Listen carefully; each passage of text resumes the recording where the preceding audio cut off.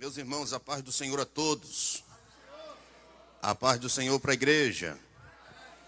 Por gentileza, ainda de pé, eu quero lhe convidar a abrir a sua Bíblia no livro das Revelações, livro do Apocalipse, capítulo de número 3. Capítulo 3, versículo de número 11.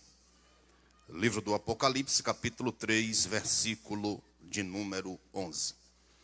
Enquanto vocês procuram, eu quero agradecer a Deus por mais uma vez poder estar sendo útil na sua obra, engrandecer ao nome do Senhor e louvá-lo pela vida do nosso presidente, pastor Jacques Balbino, homem de Deus, servo do Senhor, que nos designou entrando em contato conosco para que nós estivéssemos nesta noite fazendo menção do nome de Cristo.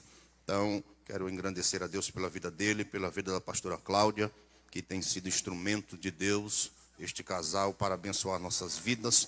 Assim sendo também, se estendendo minha saudação ao pastor Wellington, co-pastor desta igreja, e também aos demais companheiros que estão conosco nesta noite aqui adorando. Enfim, a toda a igreja de uma forma geral, que Deus abençoe em o nome do Senhor Jesus. Também agradecer a Deus pela vida do pastor Moisés, está conhecendo, servo do Senhor, que Deus abençoe o pastor Moisés, em nome do Senhor Jesus. Quantos encontraram a referência sugerida, dê um sinal dizendo glória a Deus. Diz assim a poderosa palavra do Senhor: eis que venho sem demora, guarda o que tens, para que ninguém tome a tua. Diga para o crente mais bonito que está do seu lado, porque eu nunca vi um crente feio, né, irmãos? Não existe. Ele pode ter apenas um dente na boca, só para cortar durex. Mas ele é a coisa mais linda, porque ele é a imagem e semelhança de Deus. Então dê uma olhada aí na bolota do olho dele, do olho dela, e diga assim para ele: a coroa já está preparada. Mas para receber, tem que guardar o que tem. Quem dá glória a Jesus? Meus irmãos, pastor Jacques nos designou para trazer a palavra de Deus nesta noite. Mas, conhecendo hierarquia e aprendendo desta feita, eu quero passar a oportunidade ao pastor Moisés, que é o presidente da Assembleia de Deus em Minas Gerais, da Madureira.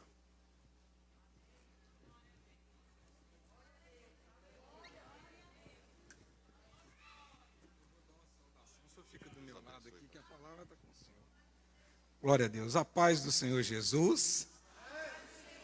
Irmãos, seria muito eu tomar a vez do irmão, sendo que Deus já entregou a ele uma palavra poderosa para os nossos corações. Eu quero só deixar aqui poucos versículos para a meditação dos irmãos. Encontra-se no Evangelho de João, segundo escreveu João, capítulo 6, quando, na multiplicação dos pães e peixes, a Jesus foi apresentado um rapaz, por André, capítulo 9. Está aqui um rapaz que tem 5 pães de cevada e 2 peixinhos. O que é isso para tantos? Só quero dizer que aquilo que você tem, seja pouco aos olhos dos homens, nunca é desprezível para Deus. Pregue, cante, louve, adore ao Senhor com aquilo que você tem. Porque quando parece tão insignificante, mostraram a provisão para Jesus. Tem aqui 5 pães e 2 peixinhos, ainda colocaram no diminutivo, 2 peixinhos, mas nas mãos de Jesus ele é poderoso para multiplicar abundantemente. Deus vai falar conosco, que eu vim aqui hoje para receber aquilo que Deus já tem para nós. Muito obrigado, quero agradecer a Deus pela vida do meu amigo pastor Jacques Balbino e dizer para os irmãos que eu já passei em muitos lugares, mas me encantei com o povo alagoano, povo receptivo, amoroso, e amei este lugar. Vim para voltar outras vezes para dar glória com os irmãos aqui. Muito obrigado. A palavra está com o senhor. Estamos aqui para receber a parte dele. Amém, irmãos. Grato pela honra, pastor. Que diz assim, vamos ler de novo. Eis que venho sem demora. Guarda o que tens para que ninguém tome a tua coroa e você dá glória a Deus. Sente dando glória a Jesus.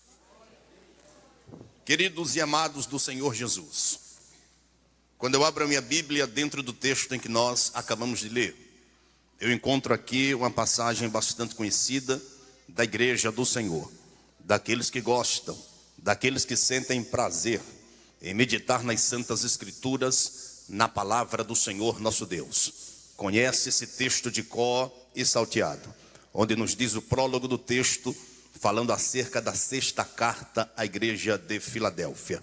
Quando nós observamos dentro do texto lido, já que fala-nos do nosso mestre, do nosso Cristo, do nosso Senhor e Salvador, é bem verdade que o livro do Apocalipse, ele foi escrito por João, mas foi ditado por Jesus, na época em que João estava exilado em uma ilha chamada Pátimos. A ilha de Pátimos, de acordo com a arqueologia, tinha cerca de 16 por 10 quilômetros. Ficava a 100 quilômetros ao sudoeste de Éfeso, ao mar Egeu. E João estava lá desterrado por causa da palavra. Quando João está na ilha de Pátimos, João começa a contemplar que os cristãos eram mortos porque não negavam ao nome de Jesus. E o escritor da sua grande obra, História Eclesiástica, por nome de Eusébio de Cesareia, ele diz que os cristãos eram lançados dentro de uma caldeira de azeite fervente. E quando os crentes caíam dentro do azeite, eles morriam instantaneamente, porque sofriam queimaduras de 3º grau, desde o alto da cabeça até a planta dos pés. Pegaram o apóstolo João e lançaram dentro da mesma caldeira. Só que com João a coisa foi diferente. João deu como mergulho em uma piscina, saiu do outro lado, nada lhe aconteceu, porque as mãos do Senhor Jesus Cristo estavam sobre a sua vida. O propósito que Jesus tinha com João era para que o mesmo escrevesse o livro das revelações. Pois bem, quando nós encontramos o capítulo 3 e o verso de número 11, nós começamos a entender que nesta ocasião, quando o Senhor Jesus agora, ele se revela a João, João então começa a escrever este livro, e João começa escrevendo dizendo, e eu João, que também sou vosso irmão, e companheiro na aflição e no reino, e na paciência de Jesus Cristo, estava na ilha chamada Pátimos por causa da palavra do Senhor, e eu fui arrebatado em espírito no dia do Senhor, e eu vi uma voz por trás de mim como de trombeta, que dizia, o que vês escreve no livro, e envia as 7 igrejas que estão na Ásia. E virei-me para ver quem falava comigo, e virando-me, vi 7 castiçais de ouro. No meio dos 7 castiçais tinha um que era semelhante ao filho do homem. Ele estava vestido de um vestido comprido e cingido com um cinto de ouro. A sua cabeça e cabelos eram brancos como a lã. Os seus olhos eram como chamas de fogo. Os seus pés eram como latão reluzente refinado na fornalha. Na sua destra tinha 7 estrelas. Da sua boca saía uma espada aguda de 2 gumes. E o seu rosto era como o sol, quando na sua força resplandece. E ele continua dizendo, e eu quando o vi, caí como morto aos seus pés. Mas ele pôs sobre mim a sua destra, dizendo, não temas, eu sou Jesus, eu sou Alfa, eu sou Ômega, eu sou o princípio, eu sou o fim, eu sou aquele que fui morto, mas estou vivo pelos séculos dos séculos, e tenho nas mãos a chave da morte e do inferno. Quantos estão sentindo a presença do Cristo vivo? Meneie a mão para o céu e dê um brado de glória para o Senhor. É a partir daí que João então começa a escrever as 7 cartas às 7 igrejas da Ásia. Dentre as 7 cartas às 7 igrejas da Ásia, as únicas igrejas que não receberam repreensão da parte do Senhor foi justamente 2 igrejas, a igreja de Esmirna e a igreja de Filadélfia. Porque a igreja de Esmirna não recebeu repreensão da parte do Senhor, porque era uma igreja pobre, era uma igreja paupérrima, que não tinha condições financeiras para realizar a obra. Só que mesmo assim eles não negavam a fazer a obra do Senhor. A história diz que então o imperador na época, ele invadia a casa dos crentes, confiscava todos os bens que os crentes tinham e assim mandava que os mesmos passassem necessidade. Mas a igreja então de Esmirna não cessava de fazer a obra do Senhor. Por isso que Jesus, quando mandou João escrever, ele disse: diga à igreja de Esmirna que eles dizem que é pobre, mas eles são ricos porque não negaram o meu nome e não transgrediram a minha palavra. E a segunda igreja que não recebeu repreensão da parte do Senhor Jesus foi a igreja de Filadélfia. Por quê, pregador? Porque a igreja de Filadélfia era uma igreja missionária. A igreja de Filadélfia ganhava almas para o reino do Senhor. A igreja de Filadélfia gostava de fazer o ID do Senhor Jesus. A igreja de Filadélfia não perdia tempo assistindo besteira na televisão. A igreja de Filadélfia exaltava e jubilava o nome do Senhor. Os crentes filadelfianos, eles sabiam que dentro da cidade de Filadélfia existia o caminho que cortava toda a Ásia Menor. E eles sabiam que as caravanas passavam por ali, indo para as outras bandas da Ásia Menor. E então a igreja de Filadélfia ia para a beira do caminho, esperava o povo passar, justamente para pregoar Jesus como Salvador. Vidas se convertiam ao Senhor e o nome do eterno Deus era glorificado. Por isso que Jesus disse no capítulo 3, no verso 8: eu conheço as tuas obras. Aleluia. Isto diz aquele que é santo, que é verdadeiro, e eu pus diante de ti uma porta aberta e que ninguém a pode fechar. Que porta é esta? Porta de evangelização. Pois bem, é justamente depois que João escreve as 7 cartas à igreja da Ásia, então João agora é levado a uma dimensão espiritual. E quando João chega a esta dimensão, João então começa a contemplar um anjo forte bradando nos céus e dizendo: quem é digno de abrir o livro e de desatar os seus 7 selos? João se espantou, João ficou estarrecido. E a Bíblia diz que é neste momento que João começa a ouvir o anjo forte bradando e utilizando 3 expressões. A primeira expressão que o anjo forte utilizou foi quando ele disse que não existia ninguém digno no céu. João pensou, João raciocinou e disse: o que é que existe no céu? Existem anjos, arcanjos, querubins, serafins, 24 anciãos, 4 seres viventes. João então pergunta: não existe ninguém digno no céu? A segunda expressão que o anjo forte utilizou foi quando ele disse: não existe ninguém embaixo na terra, nem presidente, nem governador, nem deputado federal, estadual, nem senador, nem juiz, nem desembargador também era digno de abrir o livro. A terceira expressão que o anjo forte utilizou foi quando ele disse: não existe ninguém debaixo da terra, nem as grandes nomenclaturas que já morreram também eram dignas de abrir o livro. A Bíblia diz que João neste momento começa a chorar. Parece que é a primeira vez que se ouve falar em choro no céu.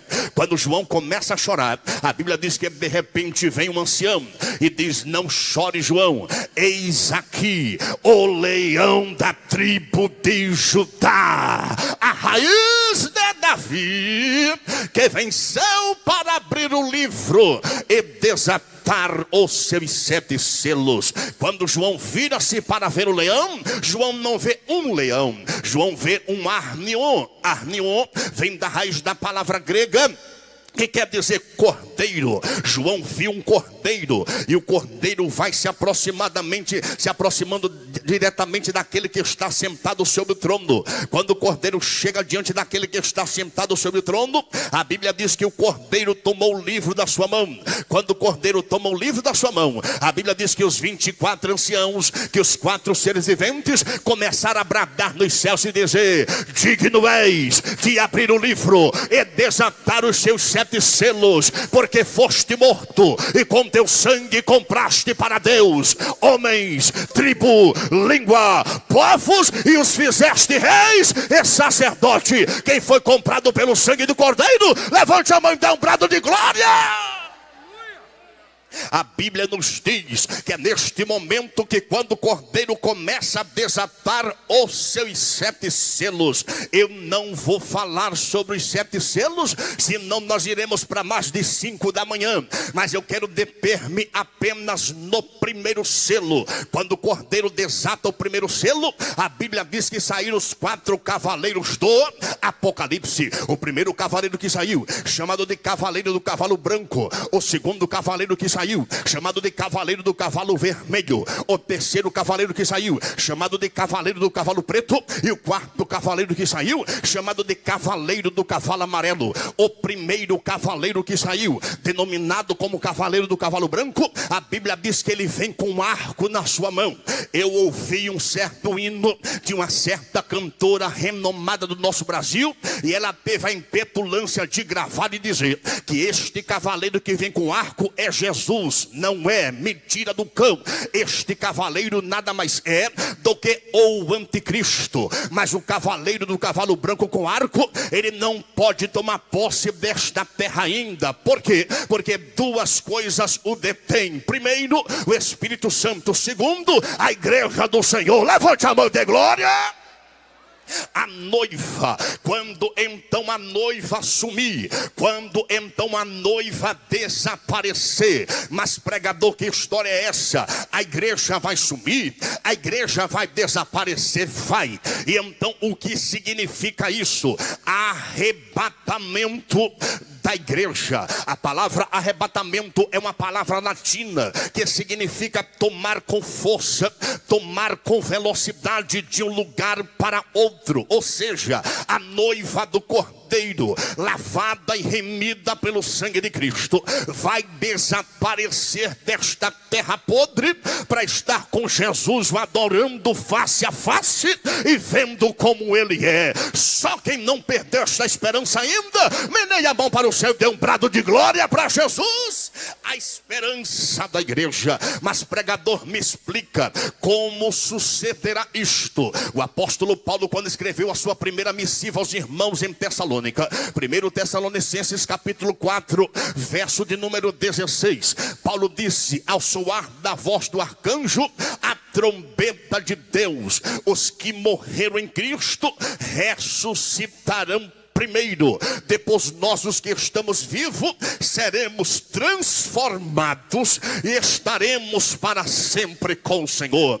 A trombeta do arrebatamento, ela vai tocar, mas deixa eu explicar como isto sucederá. Quando a trombeta tocar, a trombeta do arrebatamento será apenas um toque de trombeta só. Então este toque de trombeta virá em 2 fases. Primeiro, para aqueles que morreram em Cristo, para aqueles que serviram a Jesus nesta terra, ainda quando estavam em vida, partiram para a eternidade, estão no seio de Abraão, esperando o grande dia da trombeta tocar. Eles então ressurgirão primeiro. Depois a igreja viva, que continua fazendo a obra, ouvirá a segunda fase. Foi Paulo quem disse. Então ele virá para os que morreram em Cristo, depois para nós, os que estamos vivos. E quando a igreja que está viva fazendo a obra na terra ouvir este toque da trombeta, a Bíblia nos diz que é neste momento que a noiva vai subir. E quando a noiva subir, sabe quem é que vai estar levando a noiva ao encontro do noivo? Nada mais, nada menos que o divino Espírito Santo. É o Espírito Santo quem vai levar a noiva ao encontro do noivo. Diferente do casamento aqui, justamente na terra, o casamento aqui no Brasil, é a noiva quem vai ao encontro do noivo no altar. O casamento israelita é justamente ao oposto. É o noivo quem vai ao encontro da noiva. A distância maior é do céu até as nuvens, e não da terra até as nuvens. É neste momento que o rei, o noivo, vai voltar do céu até as nuvens para encontrar com a noiva. O Espírito Santo vai levar a noiva até até as nuvens. E quando chegar nas nuvens, a noiva então será recepcionada pelo noivo. Ai, ai, ai, ai, ai. É neste momento que Jesus vai olhar para a noiva e vai dizer: bem-vindos, benditos de meu Pai. Você não deu glória a Deus porque não quis. É quando Jesus vai abraçar a noiva e então vai levar a noiva até as mansões celestiais. Quando chegarmos nas portas dos céus, a Bíblia nos diz que vai se cumprir o livro dos Salmos de número 24, a partir da parte 7. A Bíblia diz que é neste momento então que a igreja, a noiva, lavada, remida pelo sangue de Cristo, vai chegar na porta das mansões celestiais e vai bradar: abrir-se, ó entradas eternas, porque entrará o Rei da Glória. Ai, meu Deus, neste momento os anjos lá de dentro vão ouvir e vão perguntar: quem é este Rei da Glória? Eu não sei vocês, mas eu vou encher o pulmão de ar e vou dizer: ele é o poderoso na batalha, ele é o poderoso na guerra, ele é o Rei da Glória. Quem tem certeza disso, levante a tua mão, dê glória a Jesus. Aleluia. A noiva adentrará as bodas do Cordeiro. Quando a igreja adentrar nas bodas do Cordeiro, a primeira coisa que vai acontecer com a igreja será o tribunal de Cristo, o julgamento das obras. Não estou entendendo, pregador, me explica. Tudo aquilo que eu fiz na obra do Senhor aqui na terra está sendo anotado no livro das obras dos céus. Tudo aquilo que nós fazemos na casa do Senhor aqui na terra está sendo anotado no livro das obras dos céus. Ninguém se engane, ninguém se meta besta, porque tudo que você faz aqui é anotado no livro das obras dos céus. Imagina eu que sou pregador do evangelho, por bondade de Deus, Jesus me arrancou de um lugar onde eu não poderia sair e me fez pregador do evangelho, já andando 17 países, 17 estados deste Brasil, pregando a palavra de Deus.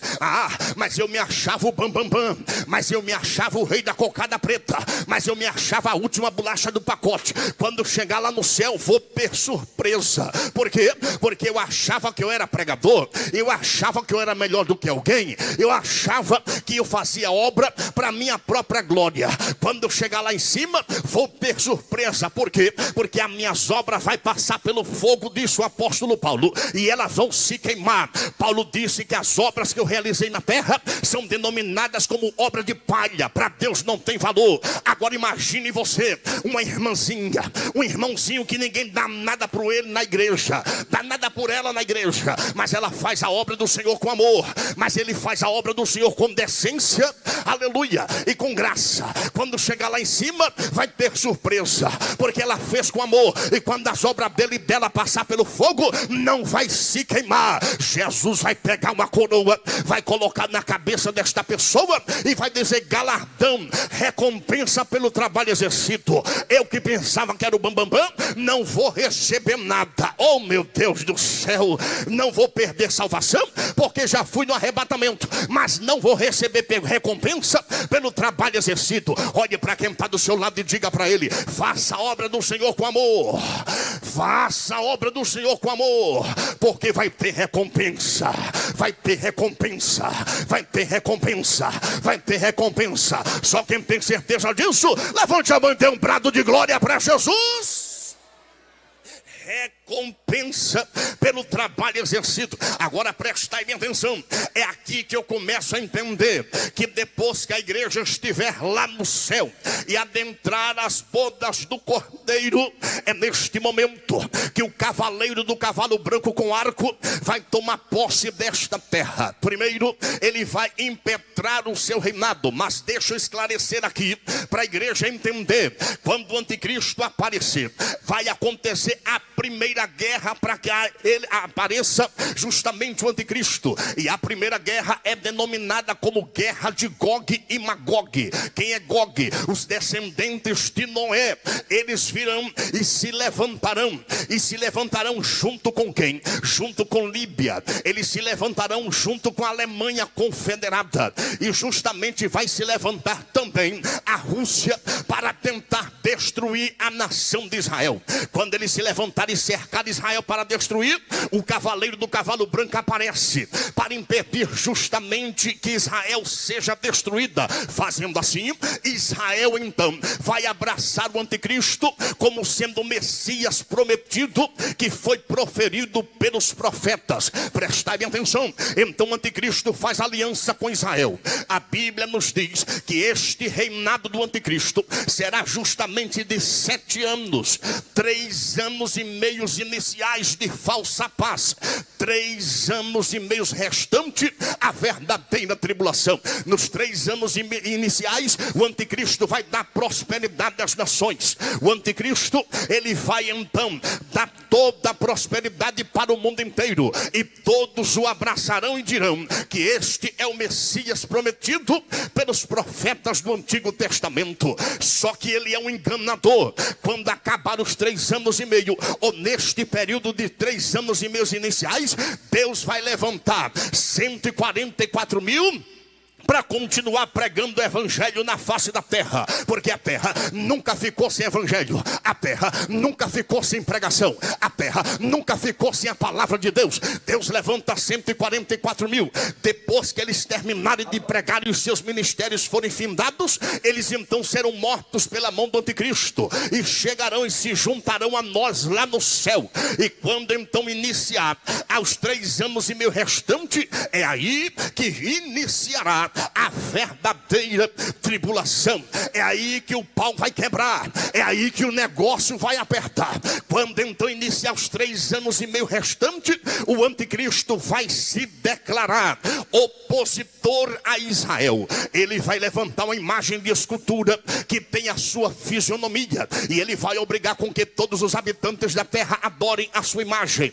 Depois que Israel sai do cativeiro babilônico, onde passaram 70 anos, de lá para cá nunca mais Israel adorou imagem de escultura. E quando o anticristo levantar então a sua imagem, Israel desfaz aliança com ele e vai dizer: tu não sabes, ó Messias, que nós não podemos adorar imagem? Ele vai dizer: ou vocês me adoram, ou vocês vão ser destruídos. Israel vai se refugiar no seu pequeno país. É neste momento que a Bíblia nos diz que então no capítulo 16, que Deus vai derramar as 7 taças da ira de Deus sobre a face da terra. E João também contemplou em visão esta grande revelação. Capítulo 16 do livro do Apocalipse. E disse João: e ouvi vinda do templo uma grande voz que dizia aos 7 anjos: ide, derramai sobre a terra as 7 taças da ira de Deus. E foi o primeiro anjo e derramou a sua taça sobre a terra,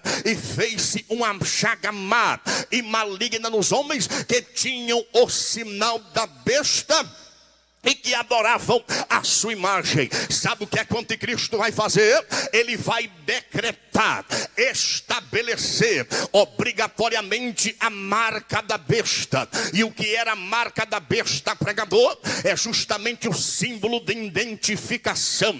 Muitas então interrogações dizendo que a marca da besta é um chip. Não posso afirmar porque a Bíblia não me dá razão para afirmar, mas vai ser o símbolo de identificação. Para você ter uma ideia do que eu estou falando, quando nós chegamos no supermercado hoje para fazer uma compra, o que é que a moça do caixa pede?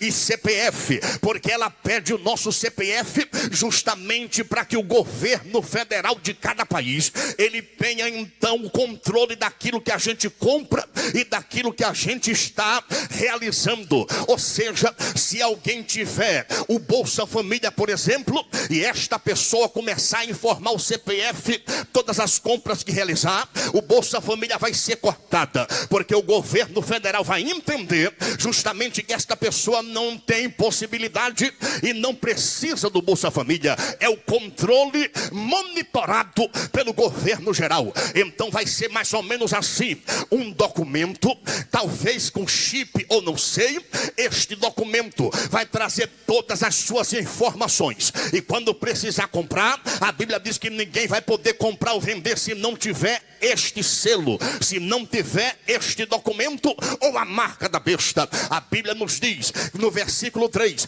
e foi o segundo anjo e derramou a sua taça sobre o mar, que se tornou em sangue como de um morto, e morreu toda a alma vivente do mar. E foi o terceiro anjo, e derramou a sua taça sobre os rios e as fontes das águas, e as águas se tornaram em sangue. E foi o quarto anjo, verso 8, e derramou a sua taça sobre o sol, e foi-lhe permitido que abrasassem os homens com fogo. Nesta época, Deus vai derramar a sua taça sobre a humanidade, e o sol vai se aquecer 7 vezes mais. Imagine comigo, verso de número 10. E foi o quinto anjo, e derramou a sua taça sobre o grande trono da besta, e o seu reino se fez tenebroso, e os homens iriam morder as suas próprias línguas de dor. Verso 12.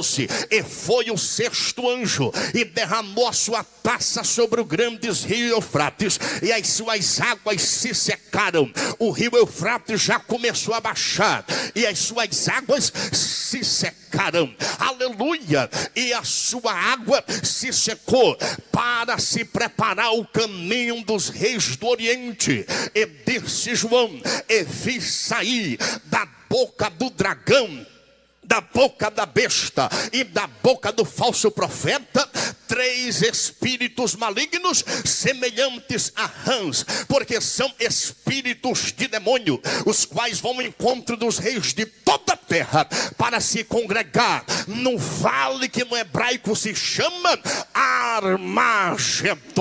O anticristo neste período vai convencer todos os reis da terra, todos os presidentes e líderes de cada país, porque ele vai dizer que Israel é a escória da sociedade. Ele vai convencer os presidentes de todo o país, dizendo que todo este caos, que uma terça parte da humanidade está morrendo, e o culpado é Israel. Então, quando Israel for cercada pelos inimigos, imagine comigo, na grande batalha do Armagedon, quando Israel for cercada, é neste momento, parece que eu estou vendo, aleluia, pastor Wellington, Israel cercada. Agora imagine que covardia, Israel menor do que o estado das Alagoas, cercada, porque Israel é cercada de monte. Quando Israel estiver cercada, vai estar lá as 4.000 bombas de hidrogênio que a Rússia tem. Essas 4.000 bombas, ela tem um poder de destruir o globo terra cerca de 40 vezes em apenas 35 minutos. Para você ter uma ideia, a Rússia estará lá. E o que é a Rússia? Profeticamente é aquilo que Jeremias viu através da sua profecia. Ele disse que viu uma panela fervendo vindo da banda do norte. Quem é que está no norte? A Rússia. A Rússia vai estar lá. Imagine comigo, a Líbia também estará lá, a Alemanha Confederada também estará lá, a Turquia também estará lá. Quando todos estiverem cercando Israel, que o primeiro míssil estiver prestes a acontecer, a noiva, a eleita, lavada pelo sangue de Cristo, vai estar lá no céu, cantando 3 louvores. Você não entendeu, senão já tinha dado glória. A igreja vai estar lá no céu, neste exato momento, onde Israel está prestes a ser destruída, cantando 3 louvores. O primeiro louvor que a igreja vai cantar é chamado de cântico de libertação. Que cântico é esse? É o cântico de Moisés, quando Deus levanta Moisés para libertar o povo do cativeiro egípcio, onde passaram 430 anos. O segundo louvor que a igreja vai cantar é chamado de cântico do Cordeiro, o cântico onde o Cordeiro arrebanhou a sua igreja para a salvação. E o terceiro cântico que a igreja vai cantar é chamado de cântico dos remidos, que é o cântico de sangue, do sangue derramado no madeiro para a salvação da nossa alma. Você não deu glória porque não quis. É neste momento que, quando a noiva estiver cantando o terceiro louvor, alai rimintre a sé turibican la bandaraia, quando a noiva estiver cantando o terceiro louvor, o canto cântico dos remidos, tudo leva-me a crer. A Bíblia não diz, mas já que a hermenêutica me abre a janela para brilhantar a mensagem, segure que lá vai. Tudo leva-me a crer que neste momento o céu vai trovejar de glória, o céu vai explodir de glória, porque o cântico dos remidos é o cântico de sangue. E quando nós chegarmos nos céus, nós não teremos sentimento, mas nós teremos a consciência que nós estávamos indo para o inferno e Jesus com seu sangue nos lavou, nos remiu e nos comprou. Quem foi comprado pelo sangue do Cordeiro, levante essa mão, abra a boca para dar glória. Quando então a noiva estiver cantando o cântico dos remidos, o céu vai trovejar de glória. Israel prestes a ser destruído aqui embaixo, Israel cercado aqui embaixo. Neste exato momento, Jesus vai olhar para a noiva e vai dizer: noiva minha, igreja minha, lavada e remida pelo meu sangue. Eleia cai, suire que me entre a suribicandaraia. Sabe quem é que vai estar regendo o coral? Parece que eu estou vendo. Ai meu Deus, ai, ai, ai, ai, ai. Sabe o que é que a Bíblia diz? A Bíblia diz que a noiva vai estar diante do mestre. Agora deixa eu lhe chamar a atenção para você entender nesta noite. Vai chegar no momento em que a igreja estiver cantando o cântico dos remidos. A Bíblia dá a quantidade de santos que vai estar no departamento. A Bíblia dá qual é o fardamento que nós vamos usar naquele grande dia. E qual é o fardamento? Todo mundo de veste branca e vestimenta comprida. Está no texto. Todo mundo de veste branca e vestimenta comprida. Todo mundo de veste branca e vestimenta comprida. Todo mundo de veste branca e vestimenta comprida. Todo mundo de veste branca e vestimenta comprida. A Bíblia diz a quantidade das pessoas que estarão lá. A Bíblia diz que será uma multidão como grãos de areia da praia. Agora eu lhe pergunto, dá para se contar os grãos de areia da praia? Não dá. Vai ser a multidão que vai estar cantando naquele grande coral. Quem vai estar lá? Quem vai estar lá? Alai, remintre-se. Quando nós estivermos lá, e aí, remintre-se, vai estar então regente do coral, naquele grande departamento. Sabe quem vai estar regendo o coral? Jesus. Segure a minha língua, que eu vou desenrolar o rolo completo aqui essa noite. Aqui na terra tem gente que é metida besta. Tem gente que diz assim: eu não canto neste coral enquanto ele estiver na frente. Eu não canto neste departamento enquanto ela estiver regendo. Ô minha santa, ô meu santo, larga a mão de ser tonta. Primeiro, para poder você subir no arrebatamento, você vai ter que se reconciliar com seu irmão aqui embaixo. E depois que você se reconciliar com ele aqui embaixo e subir no arrebatamento, lá em cima você vai ter que cantar, querendo ou não querendo. Por quê, pregador? Porque quem vai estar regendo o coral é Jesus, é Jesus, é Jesus. Levante essa mão quem crê, abre essa boca.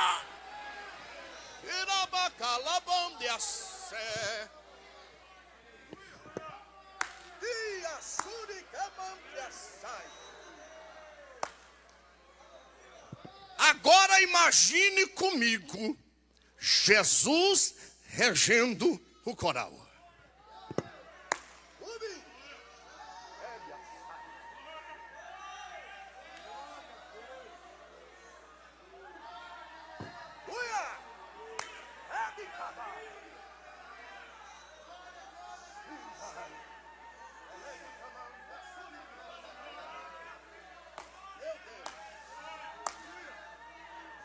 Estou sentindo a presença de Jesus aqui. Quem está, levante a mão da glória.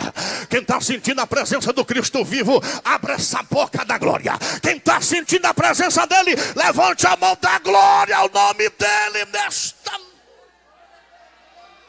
Ele vai voltar.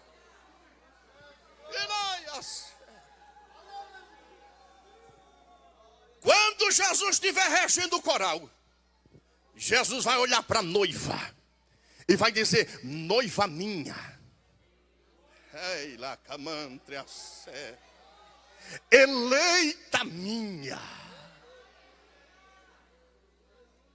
atavie os vossos cintos, vamos descer para livrar Israel, meu povo, da destruição. E a Bíblia diz que Jesus vai montar num cavalo branco. Epa!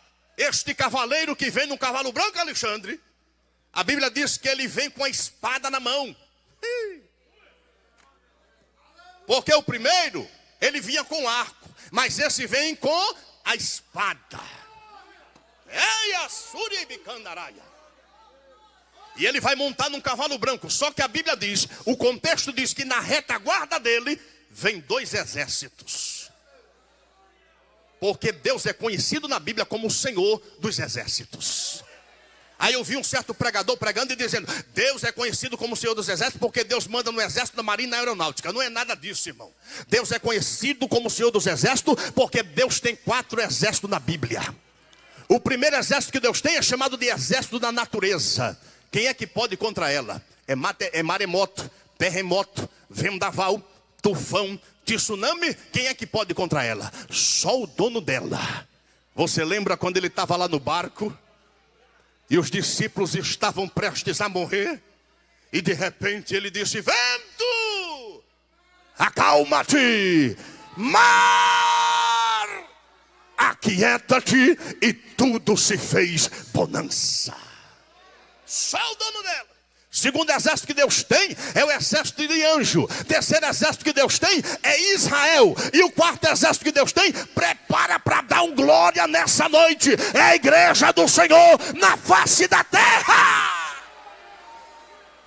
2 exércitos, o pastor Moisés vem com ele, a igreja e os anjos.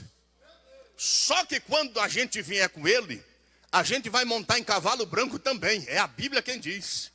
E você não deu glória porque não quis. Viemos em cavalo branco também. Aí pode ter alguém que diz assim, mas eu não tenho nenhuma bicicleta velha para vir para o culto. Se preocupe não, dê glória a Deus, porque naquele grande dia você vai ter cavalo branco. Levante a tua mão, dê glória a Jesus. É neste momento, quando todas as câmeras de televisão estiver apontando para Israel a grande batalha do século, a batalha do Armagedon, a Bíblia diz que é neste momento que o céu vai se abrir. Ai, labaia, suriai, decomontria. Quando o céu se abrir, as câmeras que estavam esperando o primeiro míssil sair contra Israel, vai levantar para o céu e vai filmar o Filho do Homem vindo com grande poder e grande glória.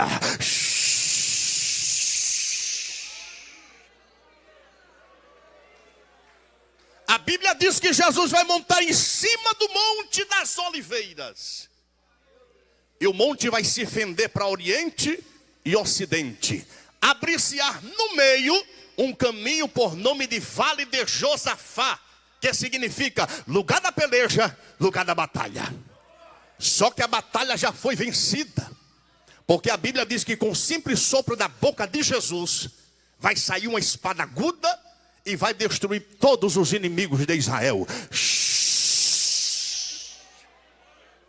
Quando os inimigos forem destruídos, Israel vai olhar para cima do monte. Ai, e vai perguntar: que ferida são estas em tuas mãos? Porque até hoje Jesus tem as marcas. Até hoje Jesus tem as marcas. Você lembra quando ele ressuscitou? Ele foi lá na casa, não precisou nem abrir a porta. Chegou para o irmão que estava querendo se desviar e disse assim: toca, Tomé. Para não salvar uma alma, Jesus foi lá na casa. Ei, na camantriacé. Até hoje Jesus tem as marcas. Eu estive pregando no congresso de jovens na cidade de Florianópolis, Santa Catarina. Quando terminou o congresso, a gente foi jantar e o pastor conversando comigo, ele disse: tem uma irmã aqui, hoje a filha dela já tá grande, já está adulta. Mas quando a menina tinha 10 anos de idade, o sonho dessa menina era ser batizada com o Espírito Santo. Diferente das crianças de hoje. As crianças de hoje querem ter o celular mais avançado para navegar na internet. O sonho da menina era ser batizada com o Espírito Santo. E de repente, ela disse que foi para o shopping com a mãe, para a mãe comprar uma roupa para ela ir para o culto. E a menina gostava de ler Bíblia. E quando ela vai com a mãe, de repente ele viu uma aglomeração de pessoas de longe. E todo menino é curioso. Aí a menina chegou para a mãe: mãe, que multidão é aquela que está acontecendo ali? Aí a mãe disse: nada de importante. Pegou na mão dela e foi saindo. Ela disse: não, mãe, me explica, o que está acontecendo? Ela disse: não, minha filha, é um rapaz que anda dizendo por aí que é Jesus, um tal de Henrique Cristo. Mas ele não é Jesus, ele é um impostor. Aí a menina, alimentando o sonho de ser batizada, largou da mão da mãe, desobedeceu e correu para o meio da multidão. Ela pequenininha, vazou a multidão, chegou diante dele. Aí disse: tu és Jesus? Ele disse: sou. Se tu és Jesus, me batiza com o Espírito Santo. Pegou a mão dele e colocou na cabeça dela. Aí ele puxou a mão e disse: não posso mais fazer isso, porque esta promessa foi só para a igreja primitiva. Sabe o que foi que a menina fez? Deu 2 passos para trás da unção. Porque todo aquele que tem unção é ousado. Apontou o dedo no rosto dele e disse: bem que a minha mãe falou que você é um impostor, porque a minha Bíblia diz que esta promessa é para todos aqueles a quem Jesus chamar. Levante a tua mão, abra a boca para dar glória a Deus.